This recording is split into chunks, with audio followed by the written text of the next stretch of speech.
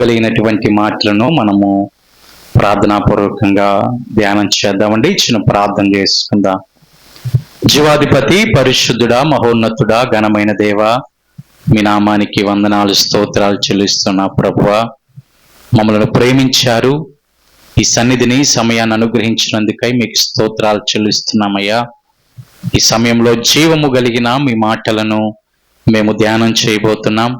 వాటి ద్వారా మమ్మల్ని దర్శించి ధైర్యపరచండి. అందులో ఉన్నటువంటి సత్యమును మేము గ్రహించినట్లుగా, గమనించినట్లుగా, దాని ప్రకారమై నడుచినట్లుగా నీ కృపా సహాయం అనుగ్రహించి వినేటటువంటి వారందరికీ ఈ మాటలు దీవెనకరముగా, ఆశీర్వాదకరముగా మలచి మీరే మహిమ పొందమని యేసుక్రీస్తు సర్వశక్తి కలిగిన నామమున ఈ ప్రార్థన అడిగి వేడుకొనుచున్నాము తండ్రి, ఆమేన్. మంచిదండి. అపోస్తలుడైన పౌలు గారు హెబ్రీయులకు రాసినటువంటి పత్రిక 4వ అధ్యాయము 1వ వచనాన్ని మనము చదువుకుందాం. ఆయన యొక్క విశ్రాంతిలో ప్రవేశించుదుమనేటటువంటి వాగ్దానము ఇంకా నిలిచి ఉండగా, మీలో ఎవడైనను ఒకవేళ ఆ వాగ్దానము పొందకుండా తప్పిపోవునేమో అని భయము కలిగి ఉందము. దేవునికి స్తోత్రం. భయము కలిగి ఉండాలి అని బైబిల్ గ్రంథం మనతో మాట్లాడుతూ ఉంటుంది. పుల్లారా, దేని విషయమై భయము కలిగి ఉండాలి అని కొద్ది సమయము ఆలోచన చేస్తే, ఆ వాగ్దానము పొందకుండా అంటే ఏ వాగ్దానము? చూడండి పుల్లారా, ఆయన విశ్రాంతిలో అనగా ఆయన రాజ్యములో ప్రవేశిస్తాం అనేటటువంటి మాట ప్రభువారు నిశ్చయంగా సెలవిస్తూ ప్రకటిస్తూ ఉంటున్నప్పటికీ కూడా, అదే రీతిలో దైవజనులందరి ద్వారా కూడా ఈ విషయమైనటువంటి విషయాన్ని చాలా శ్రేష్టముగా ప్రకటిస్తూ ఉంటున్నప్పటికీ కూడా, ఇంకను అనేక మంది ఏ రీతిగా జీవిస్తున్నారంటే, ఆయన రాజ్యానికి వెళ్లకుండా ఉండేటటువంటి ప్రవర్తనలో జీవిస్తూ ఉంటున్నటువంటి బిడ్డలందరితో, లేదా ఇంకా ఎవరైతే రక్షణ పొందకుండా ఉంటున్నటువంటి బిడ్డలతో, లేదా రక్షణ పొంది కూడా సరైనటువంటి క్రమములో భక్తి చేయకుండా ఉంటున్నటువంటి వారందరిని బట్టి ప్రభు అంటున్నటువంటి మాట ఏంటంటే, ఆ వాగ్దానము పొందకుండా ఒకవేళ మీరు తప్పిపోతారేమో, ఆ విశ్రాంతిలోనికి మీరు ప్రవేశించకుండా ఒకవేళ తప్పిపోతారేమో, అందును బట్టి మనము ఏ రీతిగా ఉండాలి అని బైబిల్ మాట్లాడుతూ ఉందంటే, భయము కలిగి జీవించాలంట పుల్లారా. అంటే అనునిత్యము, అనుదినము, దినదినము మనలో భయము. ఏ విషయమై? ఒకవేళ ఆ రాజ్యాన్ని మనము స్వతంత్రించుకోలేమేమో, ఒకవేళ ఆయన మనందరిని బట్టి సిద్ధపరిచినటువంటి రాజ్యాన్ని, ఆ విశ్రాంతిలోనికి మనము ప్రవేశించలేమో, లేమేమో అనేటటువంటి భయము కలిగి ప్రతిదినము కూడా మనము భక్తి చేసేటటువంటి వారిగా ఉండాలి. అంటే క్లియర్గా భయము అనేటటువంటిది మనలో, మన పరిస్థితులను బట్టి మనకు భయం వచ్చింది కొన్నిసార్లు, ఆర్థిక ఇరుకులను బట్టి భయం వచ్చింది కొన్నిసార్లు, ఆటంకాలను బట్టి భయం వచ్చింది కొన్నిసార్లు. వాటన్నిటికంటే ప్రభు అంటున్నాడు ఇక్కడ, ఒకవేళ ఆ విశ్రాంతిలోనికి వెళ్లకుండా, ప్రవేశించకుండా ఏమైనా ఆటంకాల ద్వారా ఒకవేళ తప్పిపోతారేమో, జాగ్రత్తగా భయపడి విశ్వాస జీవితాన్ని కాపాడుకోమని భక్తుడి ద్వారా దేవుడు సెలవిస్తుంటున్నటువంటి మాట. అదే అధ్యాయం 11వ వచనంలో కూడా అదే మాటను మనం చూడొచ్చు పుల్లరా. 11వ వచనాన్ని గనక ఒకసారి మనం చూస్తే, కాబట్టి అవిధేయత వలన, చూడండి పుల్లరా, అవిధేయత వలన వారు పడిపోయినట్లుగా ఎవడునూ పడిపోకుండా ఆ విశ్రాంతిలో ప్రవేశించుటకు. ఇదిగో చూడండి, ఇక్కడేమో జాగ్రత్త పడమంటున్నాడు. మొదటి వచనం ఏం చూసాం? భయము కలిగి ఉండాలని చూసాం. ఇక్కడేమంటున్నారు పిల్లరా? జాగ్రత్త. ఎందుకు? వారు పడిపోయినట్లుగా. అంటే ఇశ్రాయేలు జనాభాని పోల్చుకుని భక్తుడు ఈ మాట సెలవిస్తూ ఉంటున్నాడు ఇక్కడ. ఇశ్రాయేలు జనాభా కనాను అనేటటువంటి ప్రాంతంలోనికి వెళ్ళలేకపోయారు. ఎందుకు వెళ్ళలేకపోయారంటే అక్కడ కారణాన్ని ఇచ్చారు కదా పుల్లరా, అవిధేయత వలన. ఎలాగ వెళ్ళలేకపోయారంటండి? అవిధేయత వలన. వారు కలిగి ఉన్నటువంటి ఆ అవిధేయత వలన వారు ఏమైపోయారు? పడిపోయారు. ఆత్మీయ స్థితిలో పడిపోయారు వారు. అవిధేయత వలన వారు పడిపోయారు. కాబట్టి మనలో ఎవడును పడిపోకుండా, దేవునికి స్తోత్రం, వారు పడిపోయినట్లుగా మనలో ఎవడును పడిపోకుండా ఆ విశ్రాంతిలోనికి, అనగా ఆ రాజ్యంలోనికి ప్రవేశించడానికి మనం ఎలాగుండాలంటే పిల్లరా, జాగ్రత్తగా ఉండాలి.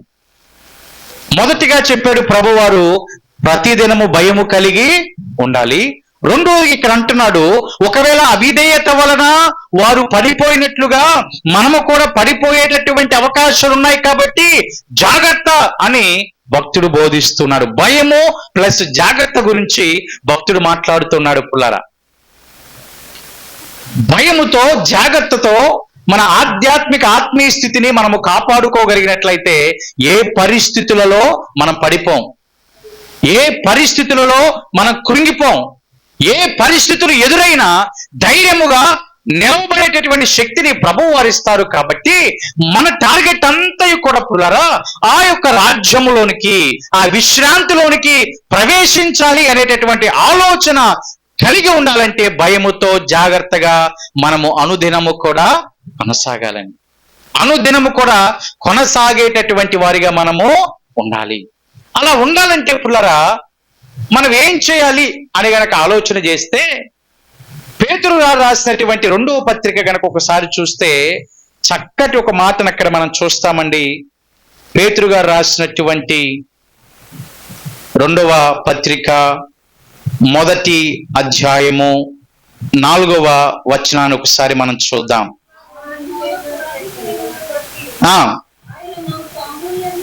అమూల్యములను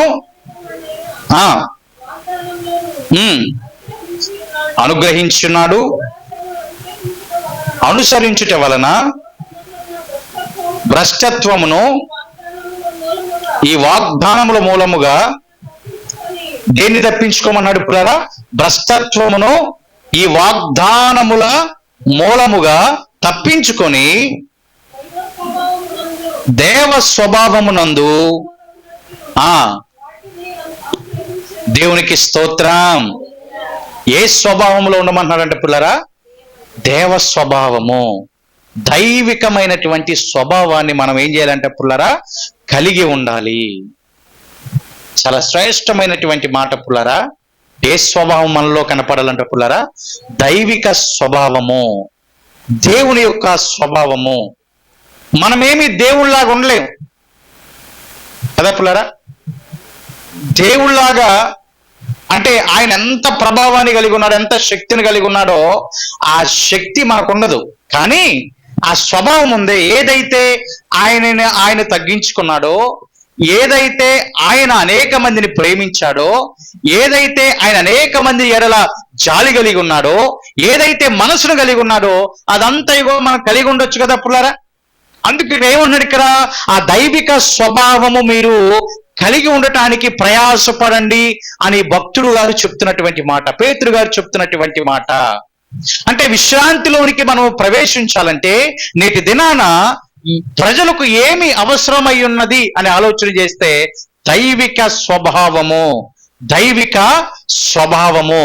ఆ దైవిక స్వభావం ఎప్పుడు వచ్చిందంటే పుల్లారా అక్కడే రాయబడి ఉంది కదా, భ్రష్టత్వమును తప్పించుకుంటేనే. ఎలాగంటండి? భ్రష్టత్వమును తప్పించుకుంటేనే. ఆ భ్రష్టత్వాన్ని మనం ఎలా తప్పించుకోవచ్చు అంట? ఇదిగో ఏదైతే ఆయన వాగ్దానం ఇచ్చాడో, దేవునికి స్తోత్రం, ఏదైతే వాగ్దానము మనకు అనుగ్రహించున్నాడో నిశ్చయముగా ఇదిగో తండ్రి రాజ్యములోనికి, పరలోక రాజ్యములోనికి ప్రవేశిస్తారనేటటువంటి ఆ వాగ్దానమును బట్టి భ్రష్టత్వం మొత్తాన్ని కూడా తప్పించేసుకొని మనము ఏ స్వభావాన్ని పోలి నడవాలంటండి? దైవిక స్వభావము. ఇక ఎదుటి వారు మనల్ని చూసినప్పుడు వారికి మనలో దైవిక స్వభావము కనబడాలి. దేవునికి స్తోత్రం కలుగును గాక. దైవ స్వభావాన్ని పోలి ఉండాలి. నిత్య రాజ్యములోనికి, విశ్రాంతిలోనికి మనము ప్రవేశించాలంటే నేటి దినాన భయము కలిగి జీవించమంటుంది బైబుల్. నేటి దినాన జాగ్రత్తగా ఉండమని చెప్తుంది బైబుల్. ప్రభువారు అంటున్నాడు, దైవ స్వభావము కలగాలి, దైవ స్వభావం మనలో ఉండాలి. దైవిక స్వభావం ఉంటే భ్రష్టత్వం నుంచి మనము తప్పించుకుంటామండి. అసలు అది భ్రష్టత్వం నుంచి తప్పించుకునే ఆ దైవిక స్వభావం అనేటటువంటిది మనలోనికి వచ్చేసింది. యోహాను సువార్త 14వ అధ్యాయము 17వ వచనాన్ని కనుక ఒకసారి చూస్తే పుల్లరా, అక్కడ రాయబడుతుంది ఒక శ్రేష్టమైనటువంటి మాట. 14వ అధ్యాయము 17వ వచనాన్ని చూద్దాం. యోహాను సువార్త. లోకము ఆయనను చూడదు, ఆయనను ఎరుగదు గనుక ఆయనను పొందనేరదు. మీరు ఆయనను ఎరుగుదురు, ఆయన మీతో కూడా నివసించును. దేవునికి స్తోత్రం కలుగును గాక. మీతో కూడా, మీలో, ఆమేన్, మనతో ఉంటారు పరిశుద్ధాత్మ దేవుడు, మనలో నివాసము చేస్తారు. ఆటోమేటిక్ గా మనలో నివాసం ఉన్నప్పుడు చూచేటటువంటి వారికి మనలో ఏ స్వభావం కనపడిద్దండి? దైవిక స్వభావం కనపడిద్ది. కానీ లోకము ఆయనను ఎరగదంట. వాగ్దానం ఉంది, నిత్య విశ్రాంతిలోనికి, పరలోక రాజ్యంలోనికి ప్రవేశిస్తారు అని లేఖనాలు ఘోషిస్తూ చెప్తూ ఉంటున్నప్పటికీ కూడా లోకస్తులుగా జీవించే వారికి, లోకములో ఉండేటటువంటి ప్రజలకు ఇవేమి పట్టవంటే పుల్లారా. అందుకే లోకము ఆయనను ఎరగదు. కానీ అక్కడ రాయబడుతున్నటువంటి మాట, మనలోనే ఆయన నివాసమై ఉంటాడు. ఎప్పుడైతే నివాసము చేస్తాడో భ్రష్టత్వం మొత్తం కూడా పోతుందండి. భ్రష్ట స్వభావం మొత్తం కూడా పోతుందండి. ఇక ఏ విధమైనటువంటి అననుకూలమైనటువంటి విషయాలు మనలో నిలవలేవు. ఇంకా ఏ విధమైనటువంటి ప్రభువునకు వ్యతిరేకమైన విషయాలు నిలవు. ఎందుకంటే ఆయన మన పక్కనే, మనలోనే ఏం చేస్తాడంట? నివాసము. ఆమేన్. తద్వారా దైవిక సంబంధమైన స్వభావము, దైవ స్వభావం అంటే చాలా శ్రేష్టమైన మాట అది. దైవ స్వభావముతో మనము ఆత్మీయ స్థితిలో కొనసాగాలి. దైవ స్వభావముతో, దైవిక స్వభావముతో. దేవుణ్ణి ఎరిగి ఉన్నటువంటి బిడ్డలు దేవుణ్ణి ఏమైనా అనటానికి ప్రయత్నం చేస్తారా పుల్లారా? ఇప్పుడు దేవుణ్ణి ఎరిగినటువంటి బిడ్డలు దేవుణ్ణి ఏమైనా అనటానికి ప్రయత్నం చేస్తారా? చేయరు కదా. చేస్తారా? పొరపాటును కూడా చేయరు. ఇప్పుడు అదే దైవిక స్వభావంతో విశ్వాస స్థితిలో మనము నడిస్తే, కొనసాగితే, ఇక మనల్ని ఎవరైనా అంటానికి ప్రయత్నం చేస్తారా? చేయరు. ఇంకా దేవునికి స్తోత్రం. దేవుని గుర్తెరిగినటువంటి బిడ్డలు ఎలాగైతే దేవుని మీద ఏ విధమైనటువంటి నిందలు గాని, ఏ విధమైనటువంటి విషయాలు గాని మోపరో, ఒకవేళ దైవ స్వభావాన్ని కలిగి కొనసాగుతున్నటువంటి మనము, మన మీద కూడా ఎవరు ఇటువంటి నిందలు వేయటానికి సాహసం చేయరు. ఎవరు చేస్తారు అలాగా? దేవుని గుర్తెరగనటువంటి బిడ్డలే, లోకములో ఉన్నటువంటి వాళ్ళే. ఎందుకంటే లోకము ఆయనను ఎరగదు. మనమైతే ఎరిగి ఉన్నటువంటి బిడ్డలం కాబట్టి, మనతోనే పరిశుద్ధాత్ముడు ఉంటున్నాడు కాబట్టి, దైవ స్వభావం కొనసాగుతున్నటువంటి మన జోలికి ఇంకా ఎవరు కూడా రారు పుల్లారా. అప్పుడు నిత్యముగా ఎక్కడికి, ఏ రాజ్యంలోనికి ప్రవేశిస్తామని మనము? పరలోక రాజ్యములోనికి, విశ్రాంతిలోనికి మనము ప్రవేశిస్తాం. భ్రష్టత్వం మొత్తము కూడా పోయి, ఎప్పుడు ప్రభు పిలుపుని మనం అందుకున్నా ఆ యొక్క నిత్య విశ్రాంతి రాజ్యంలోనికి మనము ప్రవేశించేటటువంటి వారిగా మనము అయిపోతామని పౌలు గారు అంటున్నారు కదా. కొరింథీయులకు రాసినటువంటి 2వ పత్రిక 13వ అధ్యాయము పుల్లరా 5వ వచనాన్ని ఒకసారి మనం చూద్దాం. 13వ అధ్యాయం 5వ వచనం. మీరు విశ్వాసము గలవారై ఉన్నారో లేదో మిమ్మల్ని మీరే శోధించుకొని చూచుకొనిడి, మిమ్మల్ని మీరే పరీక్షించుకొనుడి. మీరు భ్రష్టులు కాని ఎడల యేసు క్రీస్తు మీలో ఉన్నాడని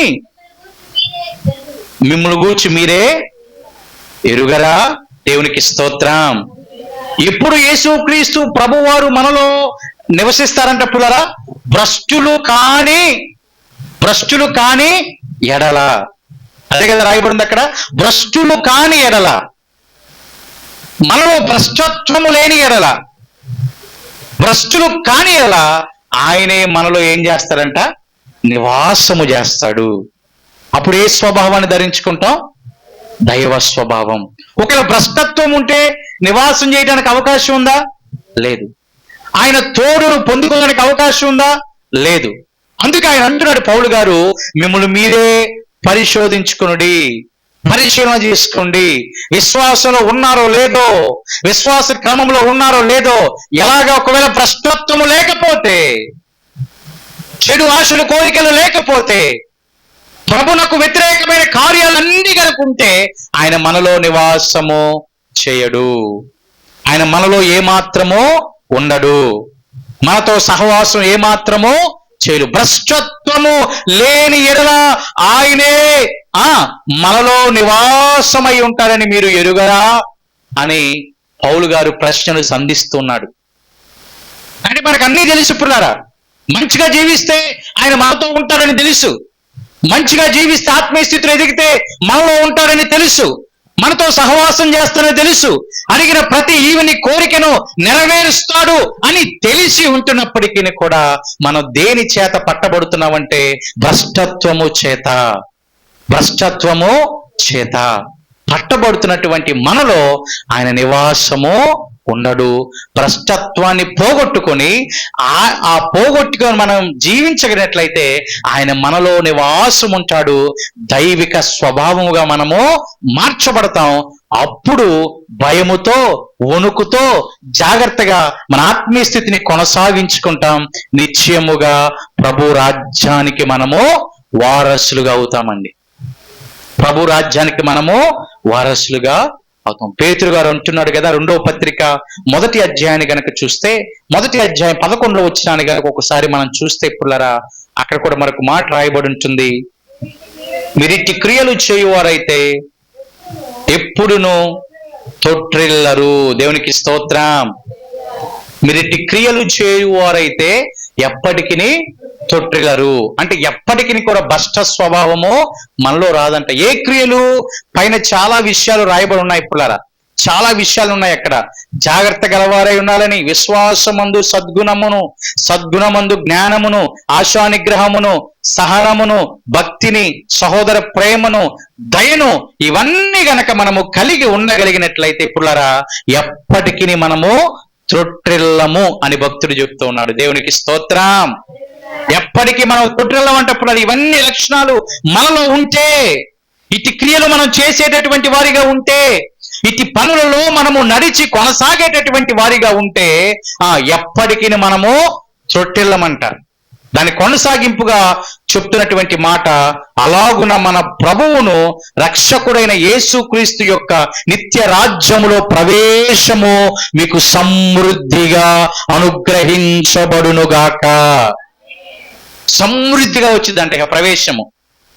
ఇట్టి క్రియలు చేయువారైతే, ఇట్టి పనులు చేయువారైతే భ్రష్టత్వం మొత్తాన్ని కూడా తీసివేసుకొని దైవ స్వభావమును పోలి నడుచుకుంటూ ఆ క్రియలలో, ఆ పనులలో కొనసాగగలిగినట్లయితే, ప్రభు యొక్క సహాయం కోరుకుంటూ ప్రతి పనిలో కొనసాగగలిగినట్లయితే పుల్లరా, మన ప్రభు అయిన రక్షకుడైన యేసుక్రీస్తు యొక్క నిత్య రాజ్యములో ప్రవేశము మనకు ఎలా ఉండిద్దంట? సమృద్ధిగా. అంటే ఇంకా ఎవరైనా మన ఇంకా అడ్డుకుంటారా? ఆమేన్.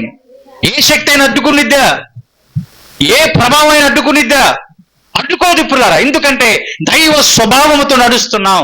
దేవుని పోలిక చొప్పున ఆయన ఏదైతే ఆజ్ఞ ఇచ్చాడో వాటి ప్రకారంగా నడుస్తున్నాం కాబట్టి, దైవ స్వభావంతో నడుస్తున్నాం కాబట్టి ప్రవేశము సమృద్ధి అంటున్నాడు భక్తుడు ఇక్కడ. సమృద్ధిగా ప్రవేశం అంట పుల్లారా. అంటే ఇక ఎవ్వరు మనం ఆపలేరు. దేవునికి స్తోత్రం. ఏ శక్తి పరలోకానికి చేరకుండా మన ఆపలేదంటండి. ఇంకా ఏ మనుషుడు గాని, ఏ అపవాది సాతాను కుయుక్తులు, ప్రయత్నాలు మనని ఆపితే మనం వెళ్ళలేము. ఎందుకంటే దానికి లోబడిపోతాం కదా. అప్పుడు భ్రష్టత్వం మనలోనికి మరలా వచ్చేసింది. కానీ ఇక్కడ ఏమన్నారు భక్తుడు? ఇక్కడ సమృద్ధిగా వచ్చిందంట. నిత్య రాజ్య ప్రవేశము సమృద్ధి. సమృద్ధి ఆశీర్వాదానికి గుర్తండి, సమృద్ధి మేలునకు గుర్తండి, సమృద్ధి జీవమునకు గుర్తు. పురులారా, సమృద్ధిగా వెళ్ళిపోతామంట అక్కడికి. అంటే ఎప్పుడు ఆయన పిలుపుడు అందుకున్నా ఇక మనలో నిశ్చయత వచ్చేసింది కదా. ఇంకా ఏమొచ్చేసింది? ఎప్పుడు అందుకున్నా నేను ఎక్కడ ఉంటానంట? ఆయన రాజ్యములో. ఆమేన్. ఎందుకు? నేను క్రియలన్నీ చేశాను, ఆ పనులన్నీ చేశాను, ఆ దైవిక స్వభావం నాలో ఉంది, భ్రష్ట స్వభావం ఏమాత్రము నాలో లేదు. ఆయన నాలో నివసిస్తున్నాడు, నా పక్కనే ఉన్నాడు, నన్ను చేయి పట్టుకుని వెంట నడిపిస్తున్నాడనే నిశ్చయత మనలో ఉంటుంది. కాబట్టి ఇక సమృద్ధిగా నిత్య రాజ్యంలోనికి మనకి ప్రవేశము. కాబట్టి మనము భయము కలిగి జీవించాలి. పులర జాగ్రత్తతో మనము జీవించాలి, దైవ స్వభావముతో జీవించాలి. 3 ప్రాముఖ్యమైన విషయాలు. భయం ఉండాలి. విశ్వాసులందరికీ ఏముండాలంటే పుల్లారా? భయం ఉండాలి. దేవుడన్నా, సంఘమన్నా, దైవజనులైనా, విశ్వాసులైనా వారందరూ భయభక్తులతో ఉండాలి. నెంబర్ 2, జాగ్రత్తగా ఏ పరిస్థితులు నిన్ను నన్ను దిగజార్చనీయకుండా, ఏ పరిస్థితులు ఆత్మీయ స్థితిలో కింద పడవేయకుండా మనము జాగ్రత్తగా చూసుకుంటూ భ్రష్టత్వము నుంచి దూరపరచబడి దైవ స్వభావములోనికి మనం వచ్చేస్తే, దైవిక స్వభావంలోనికి మనం వచ్చేస్తే నిత్య రాజ్యము మనకి సమృద్ధిగా దొరుకుతుంది. కాబట్టి ఆ సమృద్ధిగా దొరకాలనే ఆశ మనలో ఉన్నట్లయితే మనమందరం మోకరిద్దాం, ప్రార్థన చేద్దాం. భయముతో, భక్తితో జాగ్రత్తగా దైవ స్వభావమును సంపాదించుకొని మన ఆత్మీయ స్థితిలో ముందుకు మనం కొనసాగుదాం. దేవుడి మాటలను దీవించును గాక. ఆమేన్.